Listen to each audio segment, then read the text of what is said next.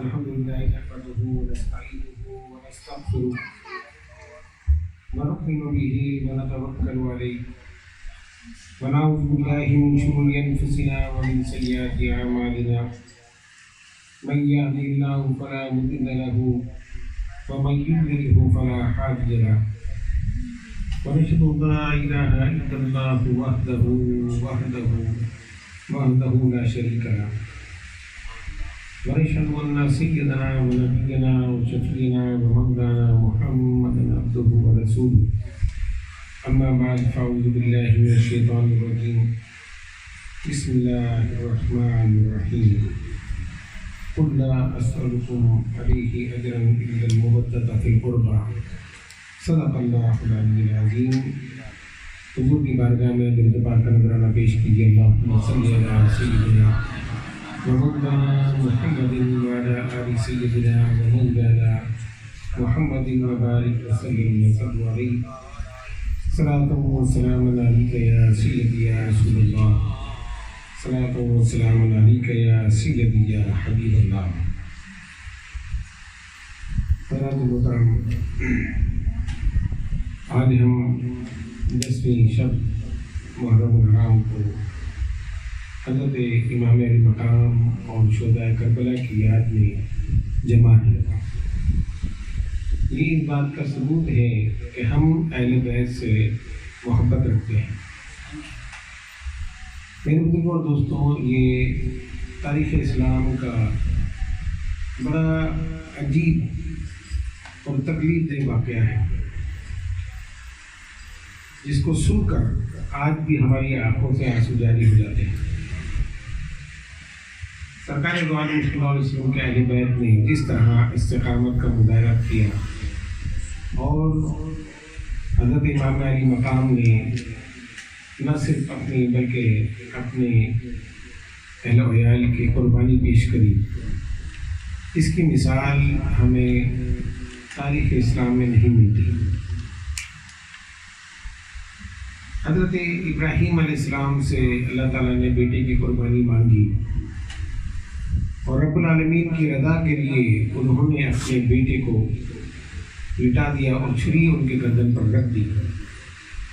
رب العالمین نے کرم فرمایا اور ان کی جگہ ایک مینڈے کو لٹا دیا گیا، چھری اس کی گردن پر چلی اور حضرت اسماعیل محفوظ رہے۔ یہ حضرت ابراہیم علیہ السلام کا امتحان تھا، اور اب اللہ تبارک و تعالیٰ کے حبیب محترم حضور نور صلی اللہ علیہ وسلم کا امتحان، جس کا جتنا بڑا مرتبہ اتنا بڑا امتحان۔ حضرت ابراہیم علیہ السلام خلیل اللہ کے دوست ٹھہرائے گئے، اور کتنے انبیاء اکرام کے والد تھے بنے، آپ کی اولاد سے کتنے انبیاء اکرام اس دنیا میں تشریف لائے۔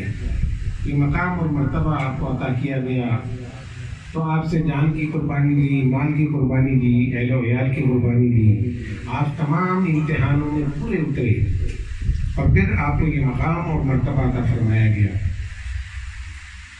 اس کائنات میں سب سے بڑی شخصیت سرکار دو عالم صلی اللہ علیہ وسلم کی۔ اللہ کے بعد اگر کوئی شخصیت ہے تو یہ میرے پیارے آقا حضور نور صلی اللہ علیہ وسلم کی ہے۔ تو آپ کا پھر اتنے ہی بڑے امتحان لیے گئے۔ سرکار فرماتے ہیں جتنا میں اللہ کی راہ میں ستایا گیا، کوئی اور نبی نہیں ستایا گیا۔ سنگباری کی گئی، آپ کے جسم کو لہولان کیا گیا، کتنی تکلیفیں، کتنی پریشانیاں دین اسلام کی تبلیغ کے لیے آپ نے اٹھائیں، اور ہمیشہ اللہ تبارک و تعالیٰ کا شکر ادا کرتے رہے، صبر کا مظاہرہ کرتے رہے، استقامت کا مظاہرہ کرتے رہے، اور یہی دعا اپنی اولاد کے لیے بھی حضور نے فرمائی۔ سرکار تشریف فرما ہے، ایک گھٹنے پر زانوں پر حضرت قاسم ہے تو دوسرے پر حضرت امام حسین۔ جبریل پیغام لے کر اللہ کی بارگاہ سے آئے اور عرض کی کہ اللہ الہ العالمین فرماتا ہے ان دونوں میں سے ایک کو چن لیں۔ ایک کو چن لیں، یعنی ایک کو رب العالمین اپنی بارگاہ میں واپس بلانے والا ہے۔ جس کو آپ چن لیں اس کی زندگی بڑھ جائے گی، اور جس کو آپ نہیں چنیں گے وہ اللہ کی بارگاہ میں واپس لوٹ جائے گا۔ سرکار دو عالم صلی اللہ علیہ وسلم کی آنکھوں سے آنسو جاری ہوئے، لیکن آپ نے حضرت امام حسین کا انتخاب فرمایا۔ حضرت قاسم کو حضرت امام حسین پر بھی قربان کر دیا۔ امام علی مقام اور آپ کے رفقا، آپ کے والد محترم، آپ کی والدہ محترمہ، ان اہل بیت سے سرکار دو عالم صلی اللہ علیہ وسلم کو شدید محبت تھی۔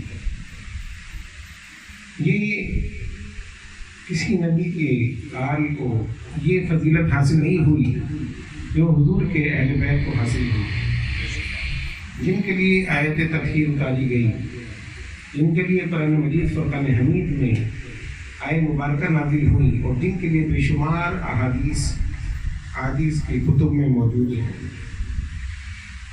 رب العالمین فرماتا ہے انما یرید اللہ لیذھب عنکم الرجس اہل البیت ویطہرکم تطہیرا، کہ اللہ تبارک و تعالیٰ نے ارادہ فرما لیا ہے اے محبوب کے گھر والوں کہ تم سے ہر ناپاکی کو دور کر دے اور تمہیں خوب ستھرا کر دے۔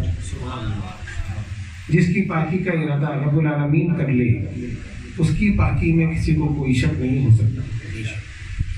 یہ فضیلت صرف اہل بیت کو حاصل ہے، اور جو آیت کریمہ میں نے آپ کے سامنے پڑھی، قُلْ لَا أَسْأَلُكُمْ أَجْرًا إِلَّا الْمَوَدَّةَ فِي الْقُرْبَى، رب العالمین فرماتا ہے اے محبوب آپ فرما دیجئے، کیا فرما دیجئے، کن سے فرما دیجئے، صحابہ سے فرما دیں کہ میں تم سے کوئی اجرت نہیں چاہتا سوائے اہل بیت قرابت داروں کی محبت کے۔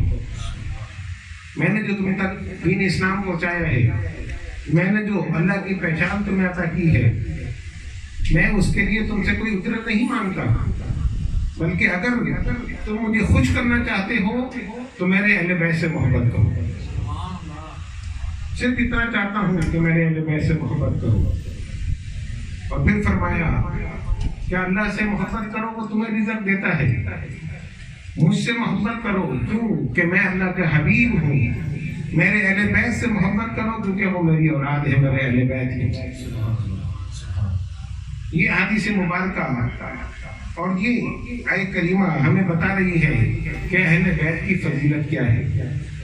پھر میرے آقا فرماتے ہیں بخاری شریف کی حدیث مبارکہ، سرکار نے فرمایا من احبنی وحب هذین، مجھ سے محبت کرو اور ان دونوں سے محبت کرو۔ کس سے؟ امام حسن اور امام حسین سے۔ پھر فرمایا وَأُمَّهُمَا وَأَبَاهُمَا، ان کی والدہ سے یعنی حضرت فاطمہ الزہرا رضی اللہ تعالیٰ عنہ سے محبت کرو، اور ان کے والد علی مرتضیٰ رضی اللہ تعالیٰ عنہ سے محبت کرو۔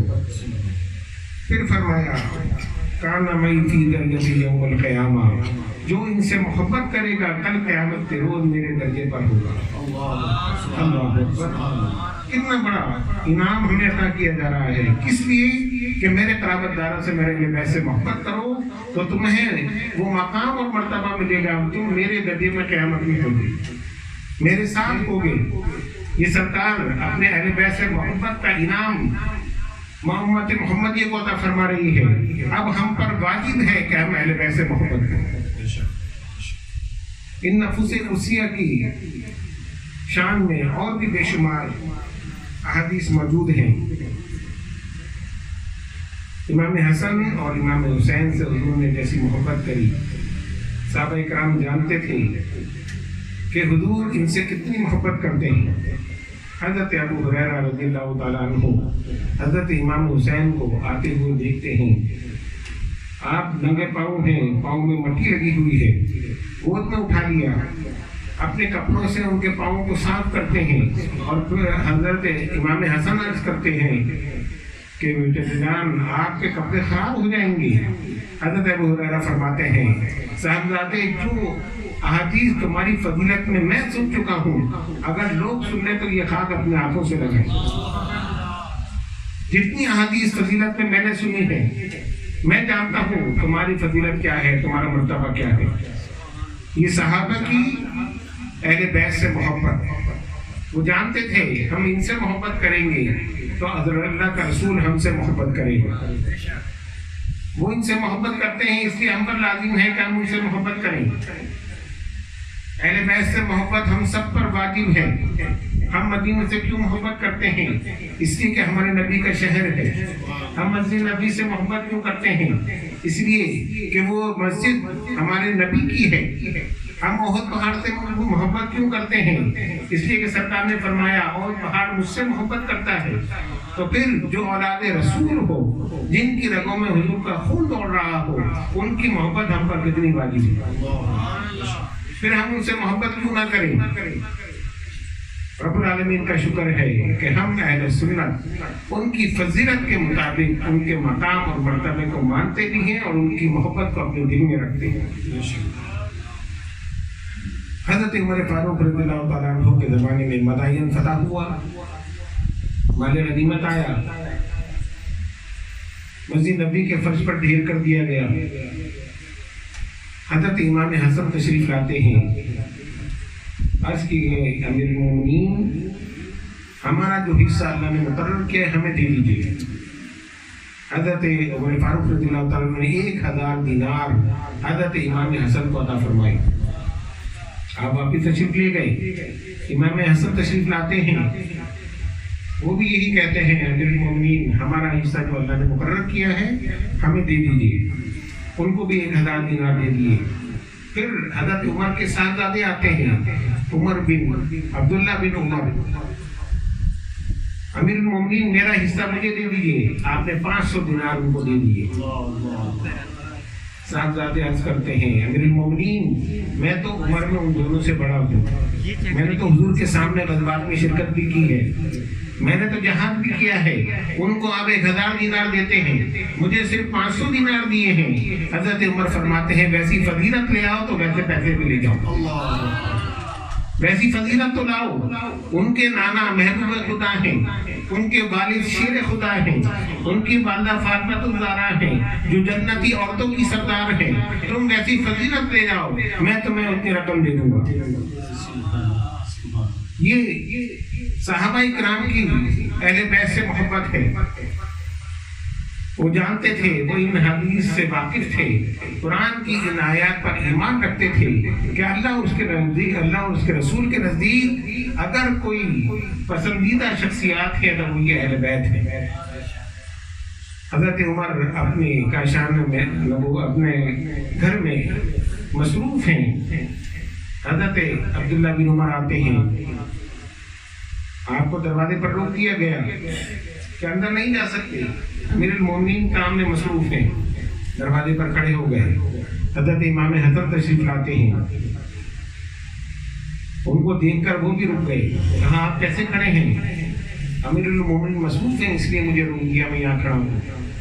حضرت امام حسن نے سوچا کہ کار حکومت میں امیر المومنین حضرت عمر مصروف ہیں تو اس وقت ملاقات ممکن نہیں ہے، آپ بغیر کچھ کہے وہاں سے واپس لوٹے۔ یہ اطلاع حضرت عمر تک پہنچ گئی، باہر تشریف لے آئے، اپنے بیٹے سے کہتے ہیں تم نے حسن کو کیوں جانے دیا؟ وہ کس کام سے آئے تھے؟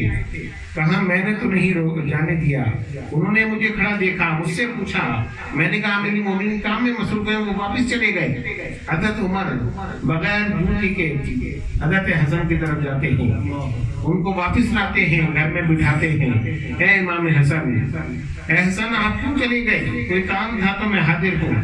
کہا آپ کام میں مصروف تھے، آج کے بعد آپ کو اجازت کی ضرورت نہیں، جب کوئی کام ہو آپ میرے گھر میں داخل ہو سکتے ہیں۔ یہ امیر کا بول بھی، یہ فضیلت بھی مجھے آپ کے نانا کی وجہ سے حاصل ہے، آپ کو اجازت لینے کی ضرورت نہیں۔ حضرت امام حسن سے جو بات تھی وہ سنی، اس کے بعد وہ رخصت ہو گئے۔ جب یہ بات حضرت علی تک پہنچی، حضرت علی صاحبہ سے فرماتے ہیں عمر تو جنت کے چراغ ہے۔ حضرت عمر تک جب یہ بات پہنچی، چند لوگوں کے ساتھ حضرت علی کی بارگاہ میں حاضر ہوتے ہیں، اے علی کیا آپ نے کہا ہے کہ عمر جنت کے چراغ ہیں؟ حضرت عمر نے جب یہ کہا تو حضرت علی مرتضیٰ فرماتے ہیں یہ میں نے نہیں کہا، میرے آقا جناب محمد رسول اللہ صلی اللہ علیہ وسلم نے کہا ہے، میں نے اپنے کانوں سے سنا ہے۔ سرکار فرماتے ہیں عمر جنت کے چراغ ہیں۔ حضرت عمر رو پڑے، فرماتے ہیں یہ جملہ مجھے لکھ کر دے دیجئے، گواہی کے ساتھ لکھ دیجئے۔ حضرت علی کرم اللہ وجہ یہ جملہ لکھ کر دیتے ہیں، میں علی ابن ابی طالب، میں عمر بن خطاب کے لیے کہ جب سرکار نے یہ فرمایا تو میں نے اپنے کانوں سے سنا کہ عمر جنت کے چراغ ہے، لکھ کر دے دیا۔ حضرت عمر خوشی سے وہ رکا پکڑتے ہیں، اپنی اولاد کو نصیحت فرماتے ہیں کہ جب میرا انتقال ہو جائے تو میرے کفن میں رکھ دینا۔ اللہ اکبر۔ صحابہ کرام کے نزدیک اہل بیت کی کیا اہمیت تھی؟ وہ عمر جن کے سائے سے شیطان بھی بھاگتا ہو، جن کے لیے سرکار فرماتے ہیں میرے بعد اگر کوئی نبی ہوتا تو عمر ہوتے، وہ عمر جن کی موافقت میں قرآن کی کتنی آیتیں نازل ہوئی، جنہوں نے حضور سے جنت کی بشارت حاصل کری، لیکن جب اہل بیت سامنے آئے تو فرماتے ہیں ایک رکا لکھ کر دے دیجئے، اپنی گواہی کے ساتھ لکھ دیجئے تاکہ میری بخشش ہو جائے۔ یہ صحابہ اکرام کا ایمان ہے اور یہ اہل بیت سے صحابہ اکرام کی محبت ہے۔ حضرت عائشہ صدیقہ سے جب پوچھا کہ حضور اکرم صلی اللہ علیہ وسلم سب سے زیادہ کس سے محبت کرتے تھے، حضرت عائشہ صدیقہ فرماتی ہیں کہ حضرت فاطمہ الزہرا رضی اللہ تعالیٰ عنہ سے حضور سب سے زیادہ محبت کرتے تھے۔ پھر کہا کہ مردوں میں کس سے کرتے تھے، کہا ان کے شوہر علی مرتضیٰ سے۔ تمام صحابہ جانتے ہیں کہ حضور کس سے زیادہ محبت کرتے ہیں۔ سرکار دو عالم صلی اللہ علیہ وسلم کی یہی محبت دیکھ کر صحابہ بھی ان سے محبت کرتے تھے۔ حضرت ابوبکر صدیق نماز پڑھا کر مسجد نبوی سے نکلتے ہیں تو راستے میں حضرت امام حسن کو کھیلتا ہوا دیکھتے ہیں، گود میں اٹھا لیا، کندھوں پر سوار کر لیا، کیوں نہ کرتے، حضور کو کندھوں میں اٹھائے ہوئے دیکھا تھا۔ حضور مدینے کی گلیوں میں امام حسن اور امام حسین کو کندھے پر بٹھا کر چلا کرتے تھے۔ نماز میں سجدے میں کمر پر سوار ہو جاتے، حضور سجدے کو لمبا کر دیتے، جب تک وہ اتر نہ جاتے سجدے سے سر نہ اٹھاتے۔ سرکار خطاب فرما رہے ہیں، خطبہ دے رہے ہیں مسجد نبوی میں، حضرت امام حسن امام حسین لال کرتا پہنے ہوئے مسجد نبوی میں داخل ہوتے ہیں۔ بچپن کا عالم ہے، چلا نہیں جاتا، کبھی گرتے ہیں، کبھی اٹھتے ہیں، کبھی گرتے ہیں، کبھی اٹھتے ہیں۔ سرکار اپنا ممبر چھوڑ دیتے ہیں، خود کو روک دیتے ہیں اور دونوں کو گود میں اٹھا کر لے جا کر ممبر پر بٹھا دیتے ہیں۔ ان کا گرنا اور اٹھنا گوارا نہیں ہے، ان کی تکلیف گوارا نہیں ہے، اٹھا کر ممبر پر بٹھا دیا، اس کے بعد اپنے خطبے کو پورا کرتے ہیں۔ حضرت ابوبکر صدیق نے حضرت امام حسن کو اپنے کندھوں پر بٹھا دیا اور پھر فرماتے ہیں کہ یہ تو سرکار دو عالم صلی اللہ علیہ وسلم کے مشابہ ہیں۔ اے علی تم سے مشابہ نہیں ہے، یہ تو حضور سے مشابہ ہے۔ حضرت علی کرم اللہ وجہ سن کر مسکرا دیتے ہیں۔ وہ بھی جانتے ہیں کہ یہ وہ نفوس قدسیہ ہیں کہ جن سے سرکار دو عالم صلی اللہ علیہ وسلم نے شدید محبت کری۔ حسنین کریمین کے والد محترم حضرت علی کرم اللہ وجہ اور حضرت فاطمہ الزہرا رضی اللہ تعالی عنہ، یہ وہ نفوس قدسیہ ہیں جن کی یہ اولاد ہیں، جن کی گود میں انہوں نے آنکھ کھولی، جن کے آغوش میں انہوں نے پرورش پائی اور کیسی تربیت کری کہ اسلام کا ستون بن گئے۔ جہاں اسلام پر بات آئی یہ دونوں ستون بن کر کھڑے ہو گئے۔ حضرت فاطمہ الزہرا رضی اللہ تعالیٰ عنہ کا عالم کیا تھا، وہ اللہ اور اس کے رسول کی کتنی محبوب تھی۔ حضرت ام ایمن فرماتی ہیں سرکار نے مجھے حضرت فاطمہ کی خیریت دیکھنے کے لیے بھیجا، میں ان کے گھر کی طرف گئی، دروازہ بند تھا، میں نے دستک دی، کسی نے کھولا نہیں۔ میں نے روشن دان سے دیکھا تو ایک عجیب منظر دیکھا، میں نے دیکھا چکی خود بخود چل رہی ہے۔ حضرت فاطمہ الزہرا رضی اللہ تعالیٰ عنہ فرش پر آرام فرما ہے، حضرت امام حسن اور امام حسین جھولے میں ہیں اور جھولا بھی خود بخود ہل رہا ہے۔ میں حیران ہو گئی، واپس آئی اور سارا ماجرا حضور کو سنایا۔ سرکار دو عالم صلی اللہ علیہ وسلم فرماتے ہیں میری بیٹی فاطمہ روزے سے ہے، تھک گئی، اللہ تعالیٰ نے اس پر نیند غالب کر دی اور 2 فرشتے مقرر کر دیے جو اس کے بچوں کا جھولا بھی جھلا رہے ہیں اور اس کی چکی بھی چلا رہے ہیں۔ سبحان اللہ، سبحان اللہ۔ یہ تو مقام اور مرتبہ ہے ان کے والدین کا، تو پھر ان نفوس قدسیہ کا مقام اور مرتبہ کیا ہوگا؟ حضرت امام حسن رضی اللہ تعالیٰ عنہ انتہائی بردبار شخصیت، انتہائی برداشت والی شخصیت، کسی کو کبھی کوئی غلط بات نہیں کہی، ہمیشہ برداشت کری، کبھی کسی کو پلٹ کر جواب نہیں دیا، سرکار کی سنت پر عمل کرتے ہوئے انتہائی برداشت کا مظاہرہ فرماتے، اور یہی آپ کا اخلاق تھے۔ آپ کے دشمن بھی آپ کے اخلاق کو مانا کرتے تھے۔ آپ کی اپنی زوجہ محترمہ سے کوئی چپکلش ہوئی، حضرت امام حسین تشریف لاتے ہیں اور پوچھتے ہیں بھائی کیا ہوا، بیوی سے کوئی جھگڑا ہو گیا؟ حضرت امام حسن فرماتے ہیں بھائی تم نے قرآن نہیں پڑھا؟ کہا قرآن میں کیا لکھا ہے؟ کہا ہن لباس لہم وانتم لباس لہم، کہ میاں بیوی مرد اور عورت ایک دوسرے کے لباس ہیں، وہ میری بیوی ہے، اب میں اس کے متعلق تم سے کیا بات کروں؟ حضرت امام حسین خاموش ہو گئے، فرمایا یہ آیت پہلے تو پڑھی تھی، تفسیر آج سمجھ میں آئی، بات کرتے ہیں تو قرآن سے کرتے ہیں۔ کچھ عرصے کے بعد پتہ چلا کہ آپس میں علیحدگی ہو گئی، طلاق ہو گئی۔ پھر حضرت امام حسین تشریف لاتے ہیں کہ بھائی اب تو وہ آپ کی بیوی نہیں ہے، بتائیے کیا معاملہ ہوا، کس وجہ سے علیحدگی ہو گئی؟ حضرت امام حسن فرماتے ہیں ارے میں کسی نامحرم کے متعلق اب تم سے کیسے بات کروں، وہ تو اب نامحرم ہے، اب میری زوجہ نہیں ہے، تو پھر ہم نامحرم کے متعلق کیسے گفتگو کریں گے، جانے دو اس بات کو۔ نہیں بتایا، اور جب شہادت کا وقت آیا 3 مرتبہ پہلے آپ کو زہر دیا گیا، 3 مرتبہ، اور 3 مرتبہ اللہ رب العزت نے آپ کو شفا عطا فرمائی۔ 4تھی مرتبہ ہیرے کی کنی پیس کر آپ کے پانی میں ملا دی گئی۔ یہ ایسا خطرناک زہر تھا کہ حضرت امام حسن پانی پیتے ہیں، گلے سے لے کر آنتوں تک سب کٹ جاتا ہے، شدید تکلیف کی کیفیت ہے۔ برداشت دیکھیے، ان ہستیوں کا ظرف دیکھیے، اہل بیت کی برداشت اور اخلاق دیکھیے۔ خون کی الٹیاں ہو رہی ہیں، آتے کٹ کٹ کر باہر آ رہی ہیں۔ حضرت امام حسین پہنچتے ہیں، آپ کی یہ کیفیت دیکھ کر رو پڑتے ہیں، بھائی مجھے بتائیے آپ کو زہر کس نے دیا؟ حضرت امام حسن فرماتے ہیں ایک شخص پر شک ہے۔ کہا مجھے نام بتائیے۔ کہا تم کیا کرو گے؟ کہا میں اس کو قتل کر دوں گا۔ کہا ابھی تو صرف شک ہے، شک کی بنیاد پر کسی کو قتل نہیں کرتے، اگر وہ نہ ہوا تو ناحق کا قتل ہو جائے گا۔ حضرت امام حسین عرض کرتے ہیں بھائی اگر وہی ہوا تو پھر، کہا اگر وہی ہوا تو پھر میں اپنا معاملہ اللہ پر چھوڑتا ہوں۔ اسی کیفیت میں جام شہادت نوش کر دیا، لیکن اپنے دشمن کا نام پھر بھی نہیں بتایا۔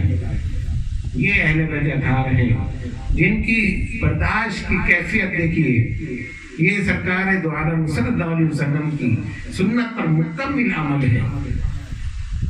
کیفیت کچھ بھی ہو، تکلیف کچھ بھی ہو، لیکن دشمن کا برا بھی نہیں سوچتے۔ ان نفس قدسیہ نے حضور کی گودوں میں پرورش پائی، اپنے والد حضرت علی کرم اللہ وجہ کی آغوش میں اور حضرت فاطمہ الزہرا رضی اللہ تعالیٰ عنہ کے آغوش میں پرورش پائی، تو پھر ان کا ایمان سب سے زیادہ محترم کیوں نہ ہو؟ یہی وجہ ہے کہ حضرت امام حسین نے کربلا کے اندر جو شہادت حاصل کری اس کی مثال دنیا میں نہیں ہوئی تھی۔ اسلام ہمیں بتاتا ہے کہ ایمان کے 3 درجے ہیں۔ ایک درجہ یہ ہے کہ جب کوئی اسلام کے خلاف بات ہو، شریعت کے خلاف بات ہو تو اس کو طاقت سے روکو، یہ سب سے بلند درجہ ہے۔ دوسرا درجہ کیا ہے؟ زبان سے کہہ دو۔ تیسرا درجہ کیا ہے؟ دل کے اندر برا سمجھو، خاموشی اختیار کر لو۔ تینوں جائز ہیں. کوئی خاموش ہو جائے تو پھر بھی جائز ہے لیکن اس کا ثواب نہیں ہے. کوئی زبان سے بول کر اپنا فرض ادا کر لے لیکن حضرت امام حسین نے سب سے بلند درجہ کا انتخاب کیا اور فاسق اور فاجر کے سامنے دیوار بن کر کھڑے ہو گئے. جب آپ کو خبر ملی کہ حضرت امیر معاویہ وصال کر گئے ہیں آپ سمجھ گئے کہ اب یہ چاہتے ہیں کہ مجھ سے بیعت لی جائے. پھر فرماتے ہیں اپنے رفقا سے اب ہمیں مدینے سے چلنا ہوگا. میں نے حضور سے سنا ہے کہ ایک مینڈا ہے جس کی وجہ سے مدینے میں خون بہے گا. میں وہ مینڈا بننا نہیں چاہتا. میں نہیں چاہتا کہ میری وجہ سے مدینے میں کوئی جنگ ہو.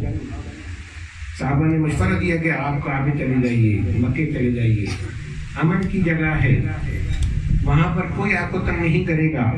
صحابہ بھی موجود ہیں, نوجوان بھی موجود ہیں, آپ کی حفاظت کریں گے. آپ اپنے اہل و عیال کے ساتھ مکے منتقل ہو گئے. مکے جب منتقل ہوئے وہاں آپ کا لوگوں نے استقبال کیا, بڑی پذیرائی کی, بڑے خوش ہوئے کہ حضرت امام حسین مکے تشریف لے آئے. حضرت امام حسن کے بعد تو حضرت امام حسین ہی سب کی توجہ کا مرکز تھے. حضرت امام حسین نے 25 حج پیدل کیے, سواری کے ہوتے ہوئے بھی 25 حج پیدل کیے. مکے پہنچ گئے, صحابہ کرام نے اپنے ساتھ رکھا. ذیلحج کا مہینہ شروع ہو گیا, کوفہ سے خطوط آنے لگے. آپ جانتے ہیں کہ ان بے وفاؤں نے, بے وفا لوگوں نے خطوط لکھ کر آپ کو بھیجے کہ ہم آپ کے ہاتھ پہ بیعت کرنا چاہتے ہیں, ہم یزید کے ہاتھ پر بیعت کرنا نہیں چاہتے. حضرت امام حسین سے آپ کے رفقا نے کہا اور صحابہ نے کہا کہ آپ کوفہ نہیں جائیے.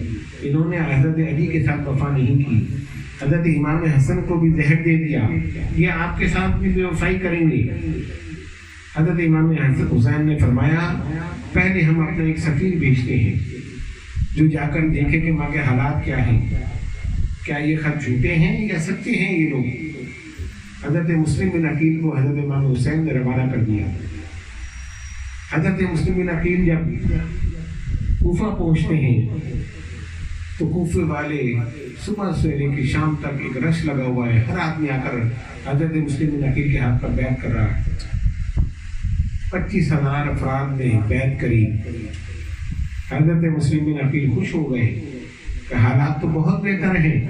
حضرت امام حسین کو خط لکھ کر بھیج دیا کہ آپ تشریف لے آئیے, یہاں بہترین حالات ہیں, یہ سب آپ سے محبت کرنے والے ہیں اور آپ کے ہاتھ پر بیعت کرنا چاہتے ہیں.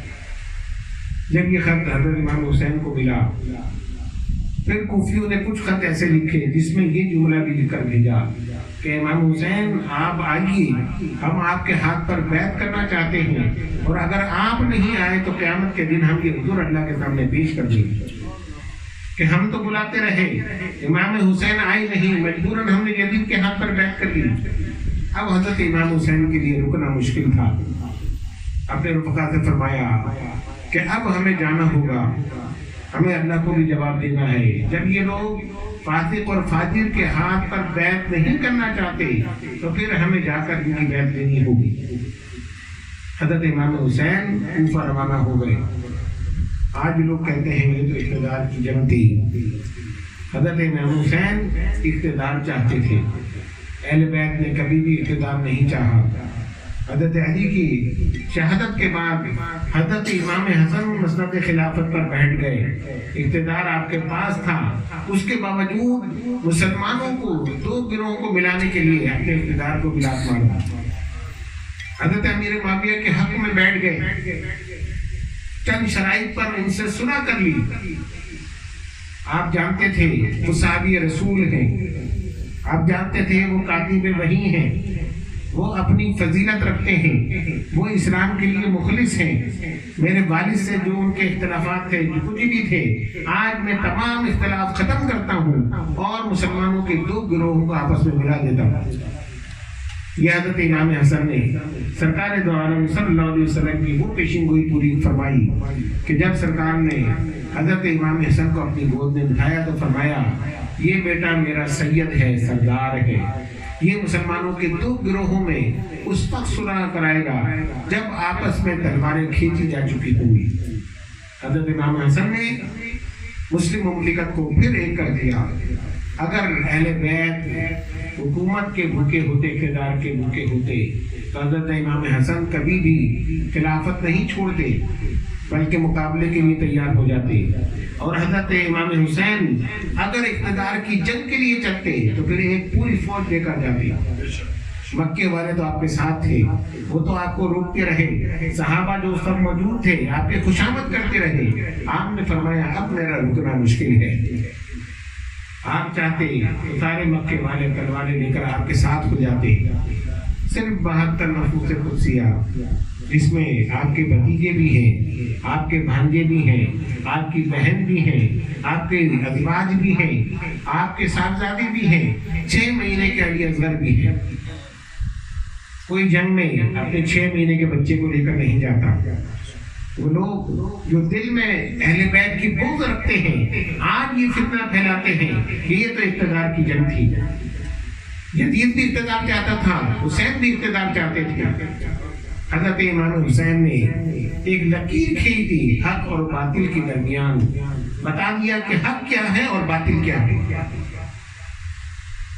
یزید جو تمام برے کاموں میں ملوث تھا، شراب وہ پیتا تھا، جوا وہ کھیلتا تھا، رقص و سرور کی وہ محفلیں سجاتا تھا، اقتدار کو اپنی ملکیت سمجھتا تھا، یہ تمام چیزیں اسلام کے خلاف ہیں۔ حضرت امام حسین نے لکیر کھینچ دی کہ جو یہ کرتا ہے وہ یزیدی ہے اور جو حق پر کھڑا ہوتا ہے وہ حسینی۔ ہمیں حق اور باطل کی پہچان بتا دی۔ آج اگر کوئی حکومت کے مال کو اپنا مال سمجھتا ہے، سرکاری خزانے کو اپنے اوپر خرچ کرتا ہے، پھر دین اسلام کے احکامات کی دھجیاں اڑاتا ہے، تو سمجھ لیجیے کہ وہ یزید کی باقیات ہے، وہ یزید کے نقش قدم پر چلتا ہے، اور جو اس کے سامنے سینہ سپر ہو کر کھڑا ہوتا ہے سمجھ لیجیے کہ وہ حضرت امام حسین کے کردار کو ادا کر رہا ہے۔ حضرت امام حسین رضی اللہ تعالیٰ عنہ نے کربلا کے اندر اپنے تمام رفقا کی قربانی کو بھی پیش کیا۔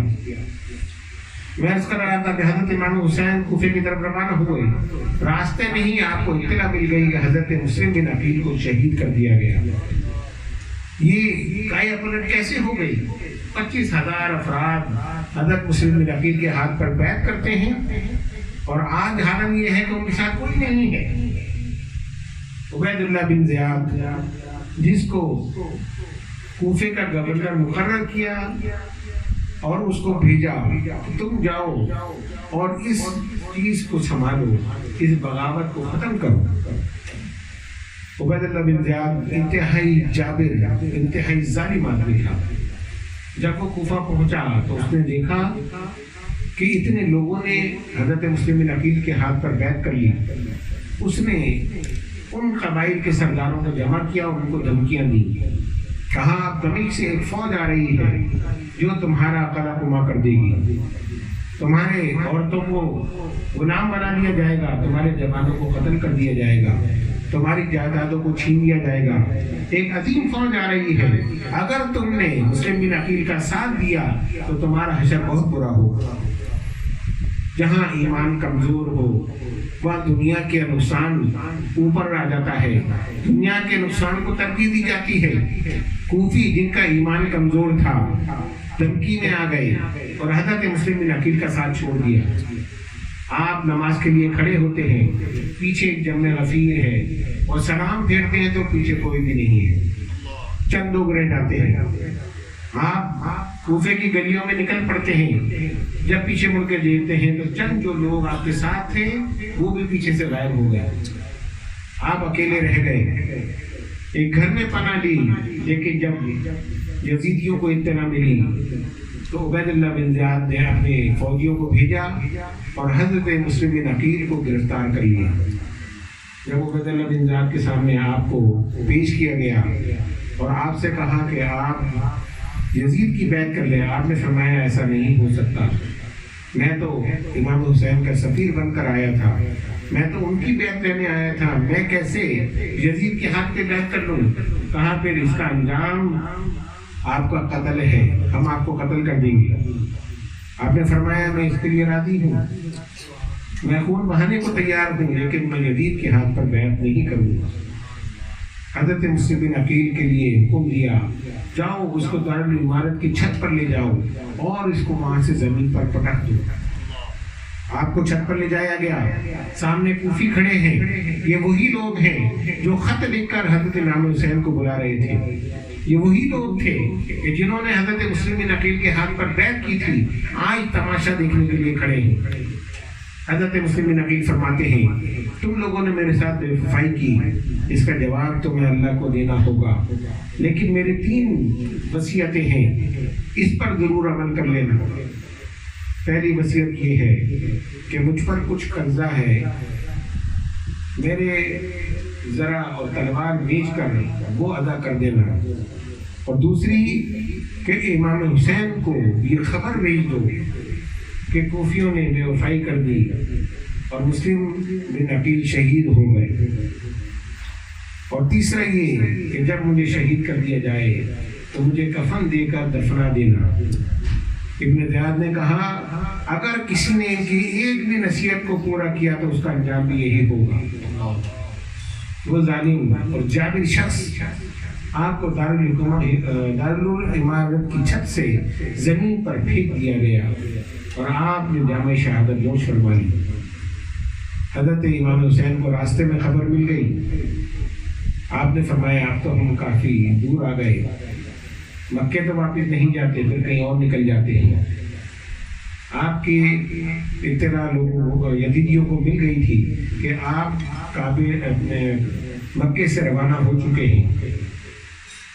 حر بن یزید 1000 کا لشکر لے کر آپ کی تلاش میں نکلا اور آپ سے ملاقات ہو گئی۔ اس کے دل میں کچھ ایمان کی رمق باقی تھی، تنخواہ تو یزید سے لیتا تھا لیکن اہل بیت کی دل میں محبت تھی۔ امام حسین سے ملاقات ہوئی تو عرض کی کہ امام علی مقام میں نہیں چاہتا کہ آپ کو کوئی تکلیف پہنچے، لیکن میں اس لشکر کا سالار ہوں، مجھے حکم ہے کہ امام حسین کو گرفتار کر لو یا ان سے مقابلہ کرو، ان سے یزید کی بیعت لو۔ اگر آپ چاہتے ہیں کہ یہاں سے چلے جائے تو میں آپ کو راستہ دے دیتا ہوں، دن کا وقت ہے، ابھی ہم آپ سے کچھ گفتگو کرتے ہیں اور اس گفتگو سے فارغ ہوتے ہیں تو رات ہو جائے گی، جب رات کا اندھیرا ہوگا تو آپ خاموشی سے یہاں سے ہجرت کر جائیں، چلے جائیں، میں آپ کا پیچھا نہیں کروں گا۔ امام حسین فرماتے ہیں ٹھیک ہے، خاموش ہو گئے۔ اہل ویال ساتھ ہیں، جنگ نہیں چاہتے، رات ہو گئی۔ حضرت امام حسین اپنے رفقا کے ساتھ چل پڑتے ہیں، ساری رات چلتے ہیں، لیکن صبح ہوتی ہے تو اسی مقام پر موجود ہیں۔ حضرت امام حسین سمجھ گئے۔ ایک روایت میں آتا ہے کہ 3 راتیں اسی طرح آپ نے سفر کیا اور پھر صبح ہوئی تو اسی مقام پر تھے۔ پھر آپ پوچھتے ہیں یہ مقام کیا ہے، اس کا نام کیا ہے؟ جب پوچھا گیا تو بتایا یہ کربلا ہے، یہ کربلا کا مقام ہے۔ حضرت امام حسین فرماتے ہیں اب ہم اس سے آگے نہیں بڑھ سکتے، یہی تو ہماری شہادت گاہ ہے۔ خیمے نفس کر دیے گئے۔ حضرت امام حسین جانتے تھے کہ مجھے شہید کر دیا جائے گا۔ حضرت فاطمہ الزہرا رضی اللہ تعالیٰ عنہ جانتی تھیں کہ میرے اس بیٹے کو شہید کیا جائے گا۔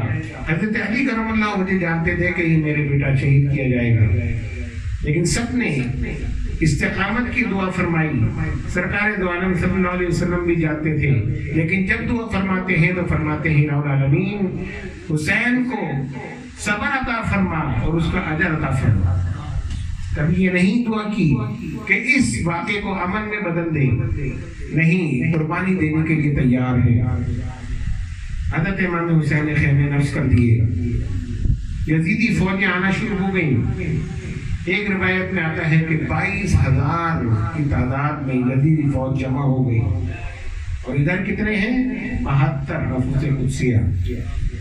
72 का 22,000 से कोई मुकाबला नहीं। इतनी फौज बुलाने की क्या जरूरत थी? अमर बिन साद जो उस फौज की सरबराही कर रहा था, बदनसीब शख्स हजरत साद बिन अबी वक्कास का बेटा, जो जलील कदर सहाबी, जंगे ओहद में सरकार हजरत साद बिन अबी वक्कास को तीर उठा कर देते हैं और हजरत साद बिन अबी वक्कास दुश्मनों पर तीर चलाते हैं।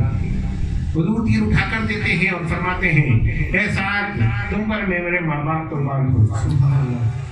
ऐसे जलील कदर सहाबी, लेकिन अफसोस कि उनका बेटा अमर बिन साद हुकूमत की लालच में, दुनिया की लालच में हजरत इमाम हुसैन के मुकाबले पर आकर खड़ा हो गया।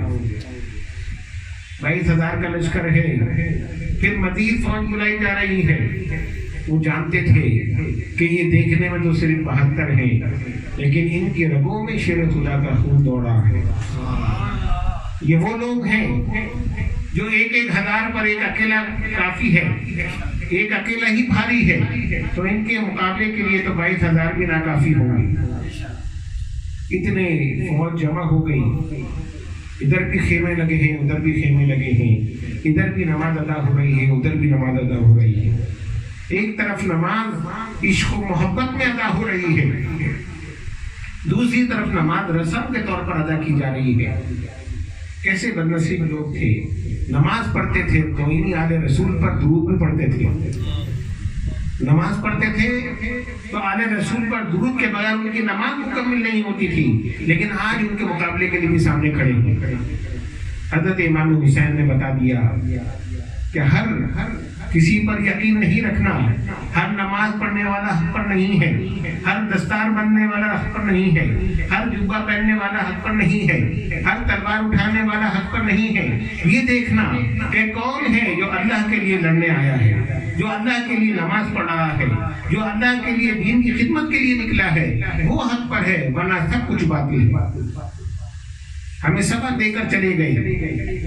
यजीदियों ने नखारा जंग बजाया। हज़रत इमाम हुसैन फरमाते हैं कि आज रात यानी शब आशूर 10वीं शब, जिसमें आज हम सब मौजूद हैं, हज़रत इमाम हुसैन फरमाते हैं कि आज की रात हमें इबादत के लिए मोहलत दे दो। आज रात हम इबादत करेंगे, कल तुम हमसे मुकाबला करना। मौत सर पर खड़ी है, लेकिन ख्याल है तो अल्लाह के सामने झुकने का है। आज हम राहत में भी अपने सरों को अल्लाह की राह में नहीं झुकाते, अल्लाह की बारगाह में नहीं झुकाते। खुशी होती है तो हम नमाज़ें तर्क कर देते हैं। ये इमाम हुसैन थे और उनके रफ़क़ा कि मौत सर पर खड़ी है, मोहलत मांगते हैं तो इसकी मांगते हैं कि हम अल्लाह के सामने सर झुका लें, हम अल्लाह की इबादत कर लें, हम सारी रात इबादत करेंगे। यजीदियों ने मोहलत दे दी। हज़रत इमाम हुसैन ने तमाम रफ़क़ा को जमा फरमाया और उनसे खिताब फरमाया कि देखो ये मेरे दुश्मन हैं, मुझसे बैत लेना चाहते हैं, मुझे मेरे जान के दुश्मन हैं, तो मानते हैं इनकी कोई लड़ाई नहीं है, जिसको जाना है वो चला जाए, मैं किसी को रोकूंगा नहीं, किसी को मलामत नहीं करूंगा। तमाम रफ़क़ा बैठे हैं। हज़रत इमाम हुसैन ने सोचा कि चिराग रोशन है, शायद इस वजह से जाने से झिझक रहे हैं, चिराग को भी बुझा दिया। जिसकी मर्जी है मुझे छोड़कर जा सकता है, मैं उससे मलामत नहीं करूंगा, मैं उससे रोकूंगा नहीं। थोड़ी देर गुजर गई, इमाम हुसैन चिराग को फिर रोशन करते हैं। तमाम रफ़क़ा उसी तरह मौजूद हैं। सुभान अल्लाह, सुभान अल्लाह। ये वो लोग थे जो अहले बैत से मोहब्बत करने वाले थे। ये वो लोग हैं जिनके लिए हुजूर ने फरमाया क़यामत के दिन मेरे दर्जे पर होंगे। उन्हें मालूम था कल का दिन हमारी मौत का दिन है, फिर भी वो जान बचाकर भागे नहीं। ये ईमान अगर मुसलमानों का हो जाए तो मुसलमानों को कोई शिकस्त नहीं दे सकता। इमाम अली मकाम ने जब सबको देखा, आंखों में आंसू आ गए, खुश हो गए। एक रफ़क़ा में से एक शख्स उठता है, इमाम हुसैन आप हमें जाने का कहते हैं, हम नहीं जाएंगे, हम आपको छोड़ के नहीं जा सकते। क़यामत में हम अपने नबी को क्या मुँह दिखाएंगे? जब मेरे आका पूछेंगे मेरे नवाजे पर मुसीबत का वक्त था, तुम अपनी जान बचाकर भाग गए, ऐसा नहीं हो सकता। जहाँ आपका पसीना गिरेगा हम अपना खून बहा देंगे। حضرت امام حسین سب کو رخصت کرتے ہیں، سب اپنے اپنے خیموں میں چلے گئے، جا کر سوئے نہیں بلکہ نوافل اوراد و وظائف میں مصروف ہو گئے، اللہ کی عبادت میں مصروف ہیں، ساری رات اللہ کے سامنے سجدے کرتے رہے، صبر و استقامت کا پیکر بنے رہے۔ صبح ہوئی، 3 دن کے بھوکے پیاسے، محرم کی 7 تاریخ کو پانی بند کر دیا گیا، یہ بھی نہ سوچا کہ عورتیں بھی ہیں، بچے بھی ہیں، وہ پیاس کیسے برداشت کریں گے۔ 10 تاریخ کو صبح حضرت امام حسین کے خلاف طبل جنگ بجا دیا گیا، اعلان جنگ کر دیا یزیدیوں نے۔ حضرت عباس حضرت امام حسین کے پاس آتے ہیں کہ بھائی مجھے اجازت دیجیے میں دریا فرات سے پانی لے آؤں۔ حضرت امام حسین فرماتے ہیں وہاں تو اب پہرا ہے، ہم پانی وہاں سے حاصل نہیں کر سکتے۔ 3 دن گزر گئے، ایک قطرہ پانی خیموں تک نہیں آیا۔ عرض کی کہ مجھ سے اب رہا نہیں جاتا، میرے ہوتے ہوئے یہ بچے پانی سے بھٹک رہے ہیں، پیاس کے مارے برا حال ہے۔ کہا یہ تمہاری جان کے دشمن ہیں، یہ تمہیں پانی تک نہیں جانے دیں گے۔ کہا آپ مجھے اجازت دیجیے۔ امام حسین فرماتے ہیں میں تمہیں کیسے اجازت دوں، میرے بعد پھر میرا علم کون سنبھالے گا؟ اے عباس تم نے ہی علم سنبھالنا ہے، اسی لیے آپ کو علم بردار کہتے ہیں کہ حضرت امام حسین کا علم انہی کے پاس تھا۔ حضرت عباس جب اجازت طلب کرتے ہیں، حضرت امام حسین خاموش ہو جاتے ہیں۔ حضرت عباس مشکیزہ لے کر دریائے فرات کی طرف جاتے ہیں، یزیدیوں کی صفوں کو چیرتے ہوئے دریائے فرات تک پہنچ جاتے ہیں، مشکیزے کو پانی سے بھرتے ہیں اور اس کے بعد چلوں میں پانی لے کر پینے کے لگتے ہیں تو پھر علی اکبر کی پیاس یاد آ جاتی ہے۔ کہا اس سے پہلے میں کیسے پانی پی لوں، 6 مہینے کا پیاسا تڑپ رہا ہے، سکینہ پیاس سے بے حال ہے، میں پانی کیسے پی لوں، پہلے ان کو پلاؤں گا تو پھر پیوں گا۔ مشکیزہ لے کر واپس پلٹتے ہیں، یزیدی تیار ہیں، حضرت عباس ان کا مقابلہ کرتے ہیں، آپ کا ایک بازو کاٹ دیا گیا، آپ نے مشکیزہ دوسرے ہاتھ میں لے لیا۔ روایت میں آتا ہے کہ پھر دوسرے بازو کو بھی کاٹا، آپ نے دانتوں سے پکڑ لیا۔ ایک شکی القد یزیدی نے اس مشکیزے پر تیر مارا جس سے پانی بہہ کر زمین پر گر گیا۔ حضرت عباس خاموش ہو گئے کہ اب میں واپس نہیں پہنچ سکتا، پانی بھی زمین پر گر چکا ہے، جتنا مقابلہ کرنا تھا کیا۔ اس کے بعد جام شہادت نوش فرما گئے۔ حضرت امام علی مقام ان کا لاشا اٹھا کر خیمے کے پاس رکھ دیتے ہیں۔ قرآن مچ گیا۔ حضرت قاسم حضرت امام حسن کے بیٹے حضرت امام حسین کے پاس آتے ہیں کہ مجھے بھی چلے جانے اجازت دیجیے، میں میدان جنگ میں جانا چاہتا ہوں۔ کہا میں اس لیے نہیں لایا تھا، کہا میں جانا چاہتا ہوں، میں بھی آپ پر اپنی جان نچھاور کرنا چاہتا ہوں۔ حضرت امام حسین نے اجازت نہیں دی۔ حضرت قاسم کو خیال آیا کہ میرے والد امام حسن نے مجھے ایک تعویذ دیا تھا اور کہا تھا جب کوئی مصیبت کا وقت آئے تو اس وقت یہ تعویذ کھول کر دیکھ لینا۔ حضرت قاسم نے وہ تعویذ کھولا، وہ تعویذ نہیں بلکہ وصیت تھی۔ اس میں لکھا تھا کہ جب امام حسین دشمنوں کے نرغے میں گھرے ہوئے ہوں تو اپنی جان کی پرواہ نہیں کرنا، ان پر جان نچھاور کر دینا۔ وہ رکتا نہیں کر حضرت امام حسین کے پاس پہنچ گئے۔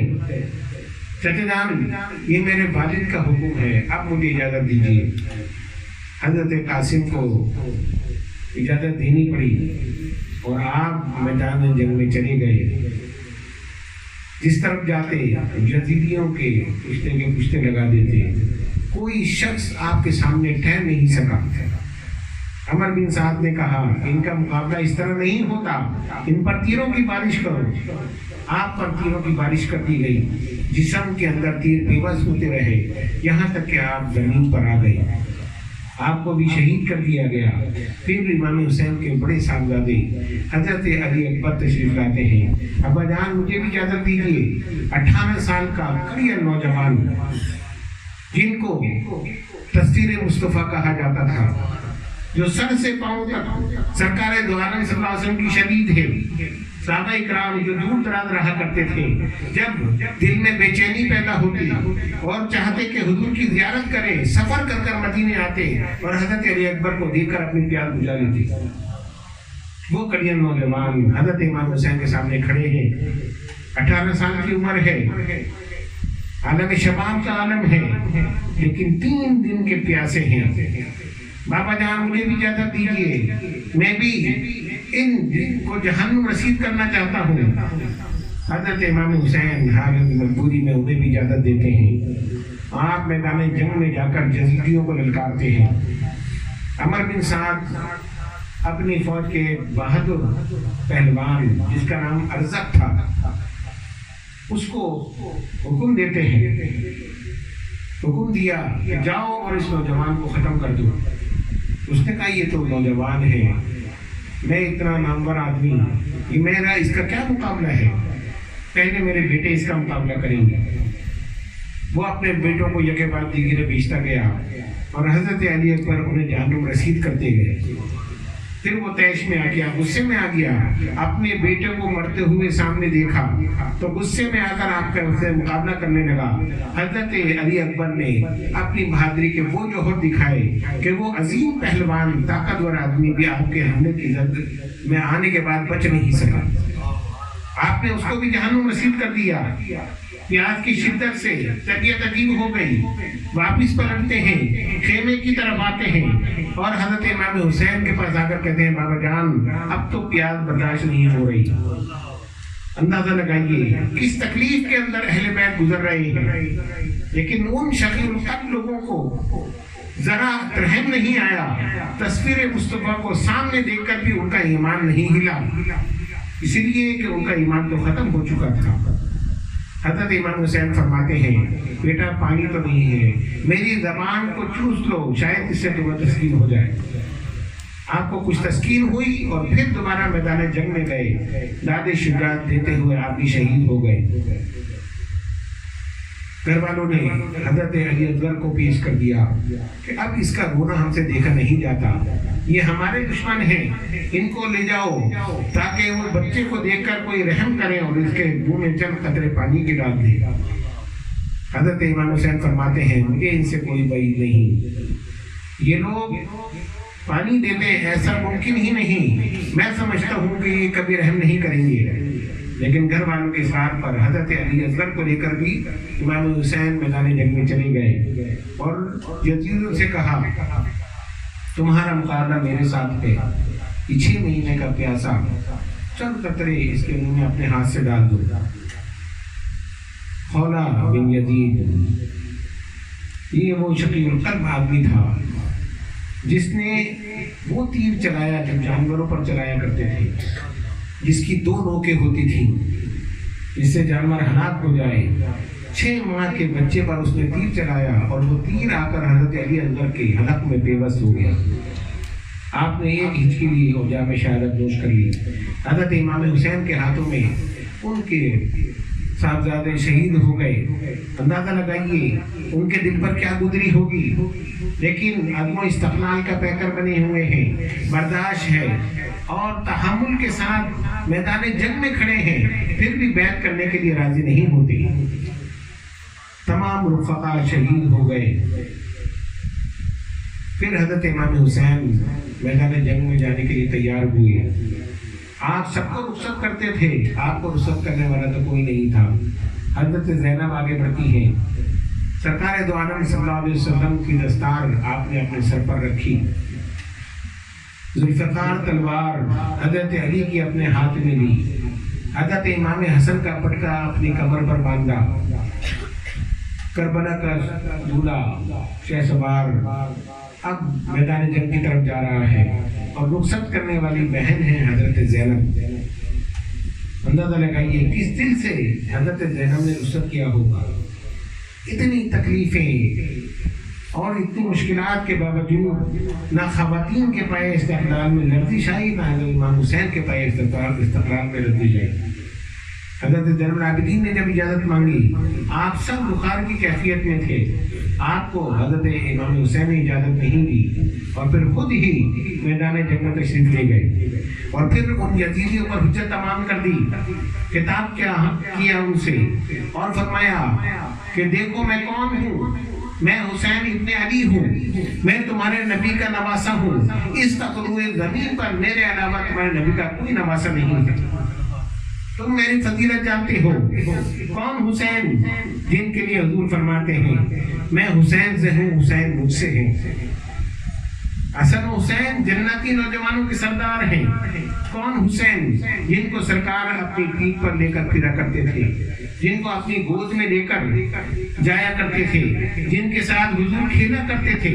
اندازہ لگائیے آج امام حسین اکیلے تنہا دشمنوں کے سامنے کھڑے ہیں، 3 دن سے بھوکے پیاسے ہیں، فرماتے ہیں مجھے پہچانو، میں تمہارے نبی کا نواسہ ہوں۔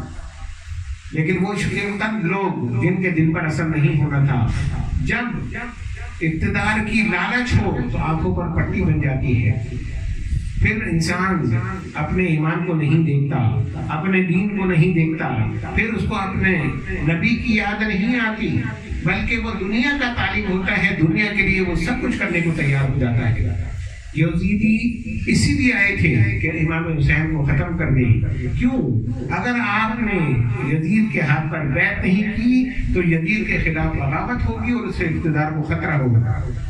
حضرت امام حسین نے حجت تمام کر دی کہ قیامت میں ایسا نہ ہو کہ تم جا کے کہہ دو کہ ہم تو ان کو پہچانے نہیں تھے، ہم تو انہیں جانتے نہیں تھے۔ آج میں نے حجت تمام کر دی۔ اس کے بعد آپ میدان جنگ میں نکل پڑے۔ یزیدی آپ کے مقابلے پر آتے، لیکن آج ذوالفقار وہی جوہر دکھا رہی تھی جس نے بدر و حنین میں اپنے جوہر دکھائی تھی۔ اس وقت وہ تلوار حضرت علی کے ہاتھ میں تھی، آج امام حسین اس تلوار کو چلا رہے تھے۔ کوئی یزیدی آپ کے سامنے رک نہیں سکا۔ بھیڑ بکریوں کی طرح، گاجر مولی کی طرح حضرت امام حسین نے ان کو کاٹ کر رکھ دیا۔ پھر انہوں نے وہی حربہ استعمال کیا اور تیروں کی بارش آپ پر کری، جسم میں تیر پیوست ہوتے رہے۔ روایت میں آتا ہے کہ 72 تیر کے نشان آپ کے جسم پر تھے۔ اندازہ لگائیے، تلوار کے گھاؤ الگ تھے، نیزے الگ آپ کو مارے گئے، صرف 72 نشان تیروں کے تھے جس سے جسم چھنی ہو چکا تھا۔ حضرت امام حسین زمین پر آ کر گر جاتے ہیں۔ کن کو گرایا گیا؟ جن کے گرنے کی تکلیف حضور کو ہوتی تھی، آپ اپنے سجدے کو لمبا کر دیتے تھے کہ امام حسین گر نہ جائے۔ آج ان کی ہی امتی، انہی کے پر ایمان رکھنے والے کیسے ایمان والے تھے کہ نوازِ رسول کو شہید کر رہے تھے، ان کو اذیت پہنچا رہے تھے۔ حضرت امام حسین زمین پر گر گئے اور شمر آپ کے سینے پر سوار ہوا، جس کے سینے پر کوڑ کے داغ تھے۔ حضرت امام حسین نے جب کوڑ کے داغ دیکھے تو آپ نے فرمایا میرے نانا جان نے سچ کہا تھا، ایک کوڑی کتا ہے جو اہل بیت کے خون میں اپنا منہ ڈالتا ہے، تم ہی وہ کتے ہو۔ اور پھر فرماتے ہیں کہ چند لمحوں کی مجھے مہلت دو، آج جمعے کا دن ہے، خطیب منبر پر ہوں گے، میرے نانا کا اور اللہ کا ذکر کر رہے ہوں گے، میں بھی چاہتا ہوں کہ 2 نفل اللہ کے لیے پڑھ لوں۔ شمر آپ کے سینے سے ہٹ گیا۔ حضرت امام حسین نے نیت باندھ دی اور جب سجدے میں گئے تو اس نے آپ کا سر تن سے جدا کر دیا۔ حضرت امام حسین نے جام شہادت نوش فرما لی، وہ عظیم شہادت جو رہتی دنیا تک ہمارے لیے مشعل راہ ہے۔ بظاہر حضرت امام حسین کو یزیدیوں نے شکست دی، لیکن حقیقت یہ ہے کہ یزید کو امام حسین سے شکست ہو گئی۔ کیوں؟ اس لیے کہ امام حسین کا نام تو آج بھی احترام سے لیا جاتا ہے، لیکن یزید کا نام جب کوئی لیتا ہے تو اس کے چہرے سے نفرت کا اظہار ہوتا ہے۔ کوئی ایسا نہیں جو اپنے بیٹے کا نام یزید رکھ دے۔ ہاں ایسے بہت مل جائیں گے جو اپنے بیٹے کا نام حسین رکھنے کو تیار ہیں، غلام حسین رکھنے کو تیار ہیں۔ کیوں؟ حضرت امام حسین سرکار دو عالم صلی اللہ علیہ وسلم کے محبوب تھے، ہمارے بھی وہ محبوب ہیں۔ حقیقت یہی ہے کہ امام حسین نے فتح و نصرت حاصل کر لی۔ یزید کا نام جب تک زندہ رہے گا حقارت کے ساتھ زندہ رہے گا۔ آج لوگ کہتے ہیں یزید کے جب محل میں اہل بیت کو لے جایا گیا اور بعد ان نفوس قدسیہ کے سروں کو لے جایا گیا تو اس نے کہا کہ میرا مقصد امام حسین کو شہید کرنا نہیں تھا. یہ ان لوگوں نے کیا کر دیا؟ غلط کیا ہے. جدید قصوروار نہیں تھا، وہ تھے جو حضرت امام حسین کے مقابلے پر آئے تھے. ان سے پوچھا جائے کہ یزید کیسے قصوروار نہیں ہے؟ جب یہ لوگ دمشق پہنچتے ہیں تو پھر محل میں جیت کے شادیانے کیوں بجائے گئے، خوشی کیوں منائی گئی؟ جب حضرت امام حسین کا سر مبارک یزید کے سامنے پیش کیا گیا تو اپنی چھڑی سے حضرت امام حسین کے ہونٹوں پر اس نے چھڑی کو مارا. اگر وہ قصوروار نہیں تھا، اگر اس کو افسوس تھا تو اپنی ذات کو معذور کر دیتا، قاتلان حسین کو سزا دیتا، ان کو ختم کر دیتا. اس نے کوئی ایسا عمل نہیں کیا. حقیقت یہی ہے کہ وہی قصوروار ہے، وہی اللہ کے عذاب کا مستحق ہے اور اس کا ایک جرم نہیں ہے. بلکہ امام حسین کی شہادت کے بعد اس نے مدینے پر بھی حملہ کیا. 3 دن کے لیے مدینے کو اپنی فوج کے لیے مباح کر دیا. جو چاہے جس کو چاہے لوٹے، اپنی فوج کو اجازت دے دی. 3 دن تک مسجد نبی میں نہ اذان ہوئی نہ نماز ہوئی. پھر اس کے بعد اس کی فوج نے مکے کا رخ کیا کہ یہاں سے میرے خلاف بغاوت نہ ہو جائے، اور مکے پر حملہ کر دیا. کعبے پر حملہ ہوا، سنگباری کی گئی جس سے کعبے کے پردے میں آگ لگ گئی. وہاں پر مسلمانوں کو شہید کیا گیا. پھر اللہ تبارک و تعالی نے اسے ایک بیماری میں مبتلا کر دیا اور اسی بیماری میں مواصل جہنم ہو گیا. کتنے عرصے حکومت کر لی. یہ دنیاوی حکومت چند دنوں کی ہے، اصل حکومت تو وہ ہے جو امام حسین نے حاصل کر لی. آج بھی مسلمانوں کے دلوں پر امام حسین حکومت کرتے ہیں. آج بھی ہم ان کی تقلید کرنے کی کوشش کرتے ہیں. آج بھی ہم ان کے نقش قدم پر چلنے کی کوشش کرتے ہیں. آج بھی ہم ان سے محبت کرتے ہیں اور ہماری دعا ہے کہ الہ العالمین ہمیں اسی محبت میں زندہ رکھ اور ہمیں موت دے تو انہی کی محبت میں. اور یقیناً یہی محبت ہمیں جنت میں داخل کر دے گی. یاد رکھیے کہ کربلا کا پیغام کیا ہے؟ امام حسین نے ہمیں یہ پیغام دے دیا کہ باطل کے سامنے کبھی جھکنا نہیں، کبھی دنیاوی مصلحت کی وجہ سے اپنی آزادی کو ختم نہیں کرنا. جب اسلام پر بات آ جائے تو نہ اپنی جان کی پرواہ کرنا، نہ اپنے اہل و عیال کی جان کی پرواہ کرنا. اللہ تبارک و تعالی عزت دینے والا ہے، رب العالمین تمہاری حفاظت کرنے والا ہے. وہی ہے جو تمہیں مراتب عطا فرمانے والا ہے. جب تم اللہ کے لیے، اس کی خوشنودی کے لیے میدان میں نکلو گے، اللہ تبارک و تعالی تمہارے نام کو بھی زندہ رکھے گا، تمہارے کام کو بھی زندہ رکھے گا. حضرت امام حسین نے ایک عظیم شہادت حاصل کری. آج ہم ان کی یاد میں یہاں بیٹھے ہوئے ہیں اور تا قیامت اہل بیت سے محبت رکھنے والے ان کی یاد مناتے رہیں گے. آج لوگ اعتراض کرتے ہیں کہ صرف سوگ تو 3 دن کا ہے، پھر ہر سال امام حسین کا سوگ کیوں مناتے ہو؟ ہم سوگ نہیں مناتے، ہم ان کو خراج تحسین پیش کرنے کے لیے جمع ہوتے ہیں. یہ رسول اللہ صلی اللہ علیہ وسلم کی سنت ہے. سرکار دو عالم صلی اللہ علیہ وسلم کے زوجہ محترمہ حضرت خدیجہ الکبریٰ کا وصال ہوا، حضرت ابو طالب کا وصال ہوا. اس سال کو سرکار دو عالم صلی اللہ علیہ وسلم نے عام الحزن کہا. پورے سال کو سوگ میں منایا، ان کی یاد میں منایا. اسی طرح جب جنگ احد میں حضرت حمزہ شہید ہو گئے تو ہر سال سرکار دو عالم صلی اللہ علیہ وسلم ان شہداء کی یاد میں میدان احد میں جمع ہوتے. احد کے دامن میں حضور کا منبر رکھا جاتا جہاں آپ صحابہ سے خطاب فرماتے اور ان نفوس قدسیہ کی یاد منایا کرتے. یہ تو سرکار کی سنت ہے.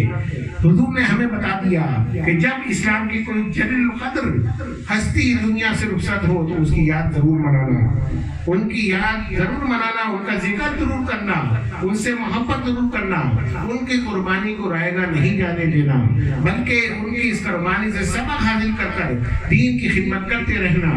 تم دنیا میں بھی کامیاب ہوگے اور آخرت میں بھی کامیاب ہوگے.